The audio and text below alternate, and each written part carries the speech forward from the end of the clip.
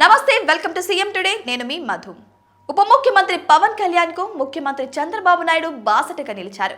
గత ఎన్నికలకు ముందు కర్నూలుకు చెందిన బాలిక సుగాలి ప్రీతి హత్య కేసుపై సిబిఐ దర్యాప్తునకు డిప్యూటీ సీఎం పవన్ కళ్యాణ్ హామీ ఇచ్చారు.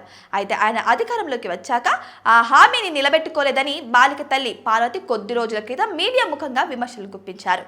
దీనిపై స్పందించిన పవన్ సేనతో సేనాని కార్యక్రమంలో తన ఆవేదన వెలుబుచ్చారు.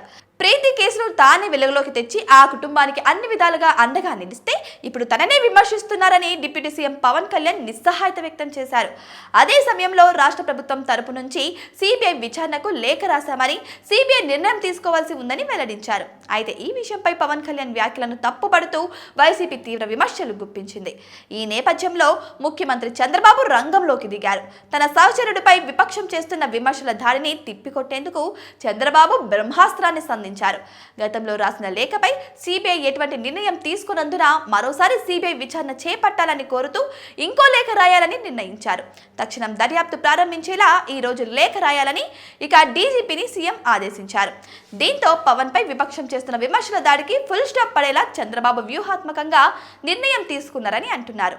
వాస్తవానికి గత ప్రభుత్వంలోనే సిబిఐ విచారణకు లేఖ రాసినా ఎందుకనో దర్యాప్తు మొదలు కాలేదు. ఇక కూటమి ప్రభుత్వం వచ్చిన తర్వాత ఆ లేఖను చూపుతూ అధికారులు ఇన్నాళ్ళు కాలం గడిపేశారని అంటున్నారు. అయితే ఇక హతురాలి తల్లి విమర్శలతో ఈ వాదన మరోసారి తెరపైకి వచ్చింది. 2017లో చంద్రబాబు ప్రభుత్వం అధికారంలో ఉన్నప్పుడే సుగాలి ప్రీతి హత్య జరిగింది. ఆ ఏడాది ఆగస్టు 18న కర్నూలులో హాస్టల్లో సీలింగ్ ఫ్యాన్ కు వేలాడుతూ ప్రీతి మృతదేహం కనిపించింది. ఈ సంఘటన అప్పట్లో రాష్ట్రంలో సంచలనం రేపింది. ఆ తర్వాత వైసీపీ ప్రభుత్వంలోనూ ఈ అంశం తీవ్ర చర్చకు దారితీసింది. కానీ నేరస్తులు ఎవరో ఇప్పటి వరకు గుర్తించలేకపోయారు. కొందరు అనుమానితులను అరెస్ట్ చేసినా సరైన సాక్ష్యాధారాలు లేవని వారు బెయిల్పై బయటకు వచ్చేశారు. అయితే నిందితులకు ఓ పార్టీతో సంబంధాలు ఉన్నాయనే ఆరోపణలు కూడా రావడంతో సుగాలి ప్రీతి కేసు రాష్ట్రంలో రాజకీయ ప్రాధాన్యతను సంతరించుకుంది.